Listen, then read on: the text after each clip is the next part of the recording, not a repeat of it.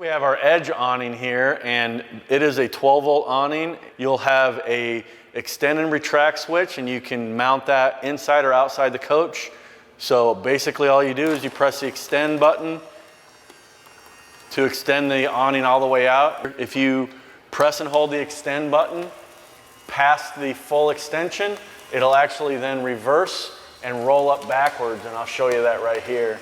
And you can use this to clean your awning and some other things, but all you have to do is extend it back out, and you'll watch the awning will actually then reverse and then roll back up the way it's supposed to.